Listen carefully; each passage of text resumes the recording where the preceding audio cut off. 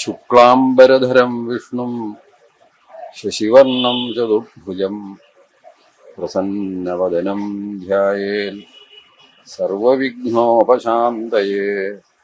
സജ്ജനങ്ങളെ, മയൂർ വിഹാർ ഉത്തര ഗുരുവായൂരപ്പ ക്ഷേത്രത്തിൽ ഈ വരുന്ന ഒക്ടോബർ മാസം 6-ാം തീയതി മുതൽ നവംബർ മാസം 2-ാം തീയതി വരെയുള്ള 27 ദിവസങ്ങളിലായിട്ട് കോടിയർച്ചന എന്ന ഒരു മഹത് യജ്ഞം നടക്കുകയാണ്.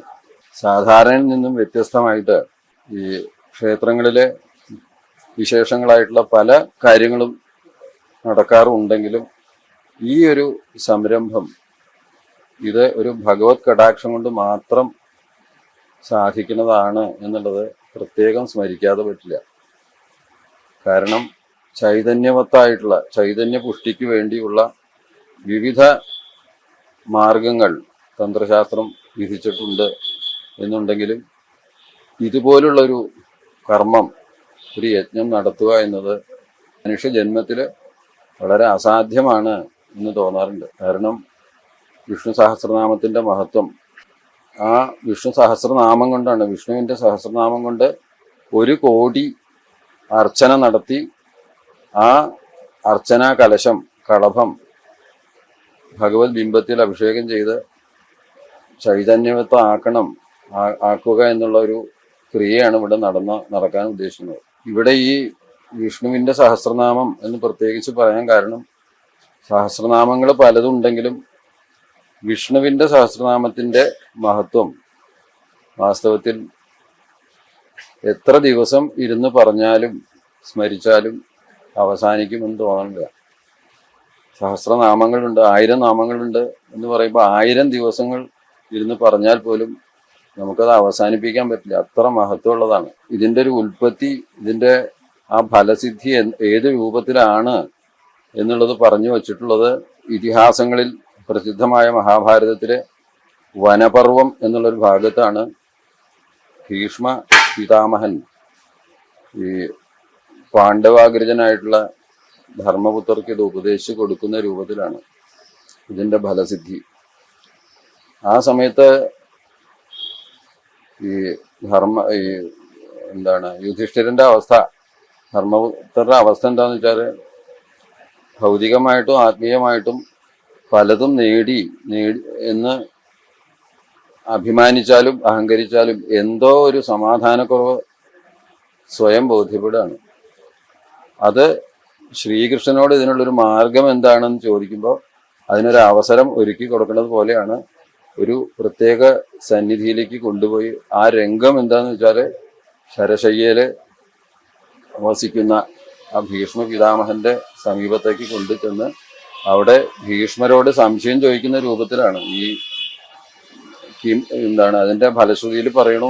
ഫലങ്ങൾ പറയുന്ന ഭാഗത്ത് പറയുന്നുണ്ട്, കിമേകം ദൈവതം ലോകേ കിംവാപ്യേകം, അങ്ങനെ തുടങ്ങിയിട്ട് ഈ ലോകത്തിൽ ഏത് ദേവനെയാണ് എല്ലാറ്റിനും ഉപരിയായിട്ട് സ്തുതിക്കുവാൻ, ഭജിക്കുവാൻ, ജപിക്കുവാൻ യോഗ്യനായിട്ടുള്ളത് എന്ന് ചോദിക്കുമ്പോൾ അതിനൊരു സമാധാനം.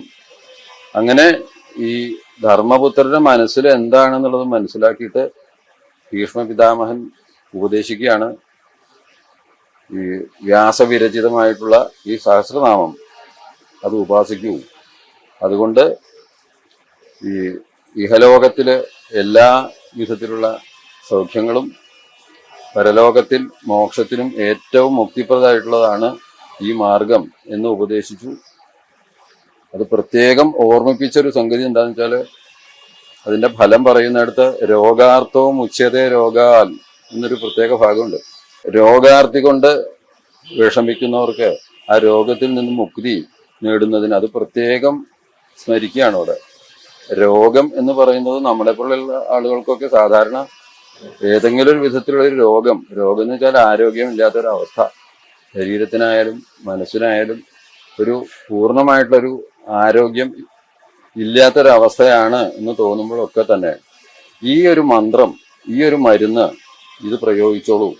ഇതുകൊണ്ട് ഏത് വിധത്തിലുള്ള രോഗങ്ങളിൽ നിന്നും മുക്തി ലഭിക്കും. ഇനി അതിൻ്റെ ഒരു ആ മരുന്ന് അല്ലെങ്കിൽ ആ മന്ത്രത്തിൻ്റെ ഒരു ഡോസേജ് പോലും ഇദ്ദേഹം വിധിക്കുകയാണെന്ന് തോന്നും ഈ രോഗാർത്ഥവും ഉച്ചത എന്നുള്ളൊരു പദം പ്രയോഗിക്കുമ്പോൾ. എന്തായാലും ഈ പുണ്യപാപങ്ങള് അല്ലെങ്കിൽ അങ്ങനെ പറയാറുണ്ട്, മനുഷ്യജന്മം തന്നെ ശരിക്ക് വളരെ ആ മനുഷ്യജന്മം ലഭിക്കുക എന്ന് പറയുന്നത് തന്നെ വളരെ ഭാഗ്യമുള്ളതാണ്.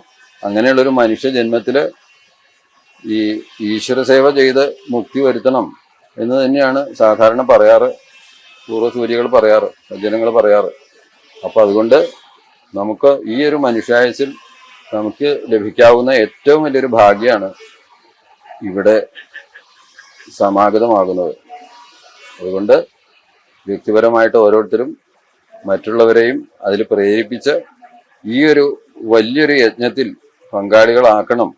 അതുവഴി അവനവന് സ്വയം ഒരു ഊർജം ലഭിക്കുകയും ചെയ്യും. അത് തന്നെയല്ല, അത് മറ്റുള്ളവരിലേക്ക് പകരാനും, പ്രത്യേകിച്ച് ഇന്നത്തെ കലുഷിതമായിട്ടുള്ള ഈ ഒരു ലോകത്ത് ഒരു സ്വസ്ഥതയ്ക്കും സമാധാനത്തിനുള്ള ഏറ്റവും നല്ലൊരു മാർഗം ഇത് തന്നെയാണ് എന്ന് ഉറച്ചുകൊണ്ട് ഏവരും ഇതിൽ പങ്കാളികളാവാൻ ശ്രമിക്കണം. ഗുരുവായൂരപ്പന്റെ അനുഗ്രഹത്തിന് എല്ലാവരും പ്രാർത്ഥിക്കണം. അത് മാത്രമേ നമുക്ക് ഈ കലികാലത്ത് ഒരു മുക്തിക്കും മോക്ഷത്തിനും അത് തന്നെയല്ല ഏറ്റവും നല്ലൊരു സൽക്കർമ്മമായിട്ട് പറയാൻ പറ്റുള്ളൂ. പ്രത്യേകിച്ച് എല്ലാവരെയും ഓർമ്മിപ്പിക്കുകയാണ്, മനസ്സുകൊണ്ടായാലും ഇപ്പൊ ഭജനത്തിന്റെ കാര്യം പറയാറുണ്ട്. ഈ സ്മരണം കീർത്തനം വിഷ്ണോഹം എന്നൊക്കെ പല വിധികൾ പറയുന്നുണ്ട്. അത് എവിടെ ഇരുന്നു കൊണ്ട് സ്മരിച്ചിട്ടാണെങ്കിലും ഈ സങ്കേതത്തിൽ വന്ന് ജപിച്ചിട്ടാണെങ്കിലും അങ്ങനെ ഏത് രൂപത്തിലും ഈ ഒരു കർമ്മത്തിൽ പങ്കാളികളാകണം. അതിൻ്റെ അനുഗ്രഹ ഫലം എല്ലാവരും സ്വീകരിക്കണം. അതിനുള്ള ഭാഗ്യം ഉണ്ടാവാൻ ഗുരുവായൂരപ്പൻ ഏവരെയും അനുഗ്രഹിക്കട്ടെ എന്ന് പ്രാർത്ഥിക്കുകയാണ്. ഗുരുവായൂരപ്പ പ്രസാദിക്കണേ.